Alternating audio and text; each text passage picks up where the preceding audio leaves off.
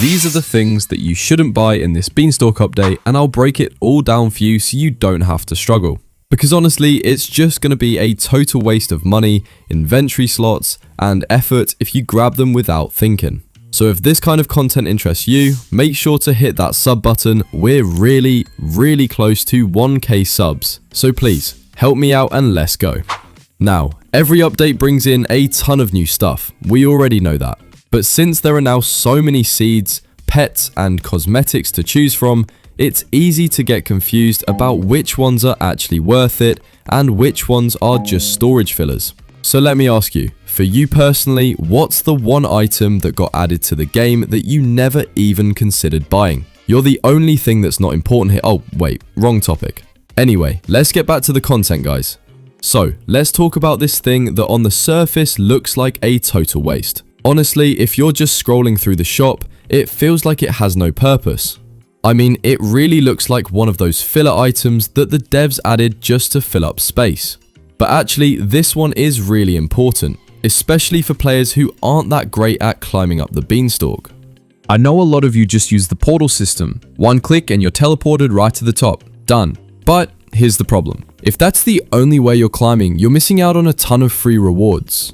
Climbing manually may take longer, yes, but along the way, you're picking up items that save you both time and resources later. You're probably thinking right now, but isn't it just reclaimers you get from there? And that's true. Most of the time, it really is just reclaimers. But don't underestimate that, because reclaimers are actually really valuable.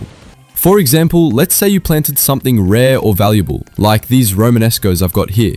Yeah, I know the layout looks a bit messy because I did the sprinkler method and planted them too close together. Now I'm having a hard time using my trowel properly.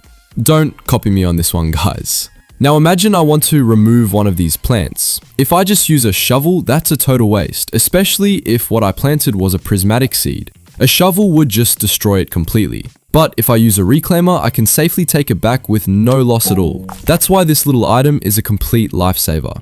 And if you try crafting a reclaimer manually, it's such a hassle. It takes more than 20 minutes just to make one. And that's assuming you've already got the resources ready. But if you climb the beanstalk manually using the can of beans, you can easily grab around 9 reclaimers just on the way up. Free, no crafting time, and no extra cost. The thing is, we often ignore these little items thinking we won't need them. But when the time comes that you suddenly do need one, that's when you start panicking and regretting that you didn't pick them up earlier. Kinda like that one person. Wait, that's a different story. But you get what I mean. And guys, when you climb up this giant beanstalk, make sure to head straight to this giant guy, because at the very end, you'll see this pet right here, Spidey Gun. Now, let's take a look at its passive ability. It says overgrowth, occasionally spread its roots, and all nearby fruit have a chance to get the blue mutation. Notice that keyword, occasionally. It's not like other pets where the ability triggers on a fixed timer like every 10 minutes or every harvest. Instead, Spidey Gun works on a random trigger system, which means sometimes it's active, sometimes it's not. There's no guaranteed timing for when that effect will show up. So what does that mean for farming? Basically, you can't rely on it 100% for efficiency. In short, it's more like a lucky bonus that happens when the RNG is in your favor. Good to have, yes, but reliable, not really. That's why if your goal is consistent mutation progress, this is not the pet you should prioritize buying or grinding for. It's more of a nice extra, like a surprise buff when it decides to kick in, but not something you can build your entire strategy around. Of course, if you're a collector and your goal is to own every single pet, then sure, go for it. Just don't expect Spidey Gun to be a total game changer compared to the pets with timer-based passives. And then we have the cosmetics, things like the bean chair, the giant painting, the golden goose painting, and honestly a whole lot more in the friendship shop. Now, I'll be real with you guys. For me, most of these are just a waste. Don't get me wrong, I love Grow a Garden. I really appreciate how the devs keep adding new designs and fun little details every update. But if we're being practical here, these cosmetics don't really do anything except sit there and look nice. And that's where the problem comes in. You see, cosmetics take up inventory space, and our slots for cosmetics are limited. Every update, they keep adding more, so naturally we end up swapping them out. Which means the one you bought today will most likely get replaced by something else next month. So if you're not a collector, then most of these aren't really worth your money, effort, or storage space. That's why I honestly feel like it's about time for the devs to give cosmetics a little more purpose. Like, take the pancake cosmetic for example. That one is different because it actually has a passive effect. It attracts pets. That's the kind of design that makes cosmetics valuable. It's not just for decoration, but something that actively supports your gameplay. Now imagine if the other cosmetics had effects like that too. For example, paintings that could boost plant growth speed while they're displayed, or a chair that gives you a tiny energy regeneration while you sit. Small, balanced bonuses like that would make them more than just decoration. But right now, aside from a few exceptions, most of the cosmetics are purely aesthetic, and if you're trying to save gems or Robux, I'd say focus on the items that actually help with farming and progression, because in the long run, looks fade, but utility always stays. And then there's this one, the Pet Shard Giantbean. Now this one is actually a W item.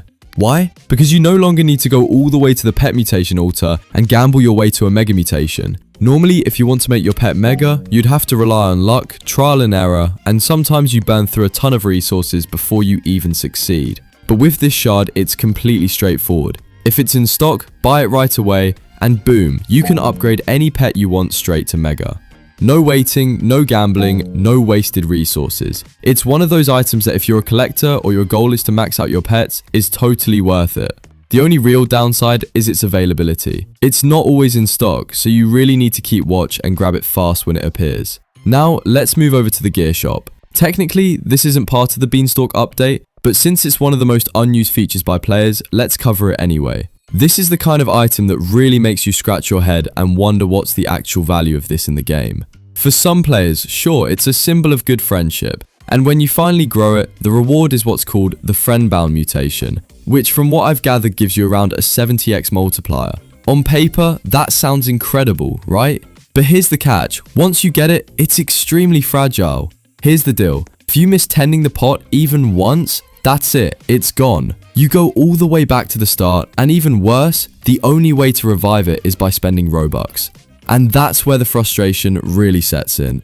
Like seriously, for something that's already hard to obtain and requires consistent dedication, I think there should at least be some kind of forgiveness system. Even just allowing one missed day of tending would make it so much more reasonable, but as it stands right now, it's practically punishing. One tiny mistake and all of your progress disappears, unless you're willing to pay. So in theory, yes, it's a great reward, but in practice, unless you're super dedicated and literally never miss a single day, it's really not worth the stress. It's just too easy to lose your momentum, and honestly, too easy to waste all that effort. So overall, when it comes to this Beanstalk update, some items look useless at first, but are actually lifesavers, like reclaimers you get from climbing with the can of beans. Others, like most cosmetics, look flashy, but don't really help your progress, so think twice before spending on them. The Pet Shard Giantbean, that's a huge win, definitely grab it when it's in stock. But gear shop items like the friend pot, they sound amazing, but can be frustrating in practice unless you're super consistent. So choose wisely, save your resources, and focus on the things that actually push your farm forward, instead of just filling up space. If you enjoyed this video, please don't forget to hit the like button and subscribe for more grower garden guides and breakdowns. Thanks for watching, and I'll see you in the next one. Peace out.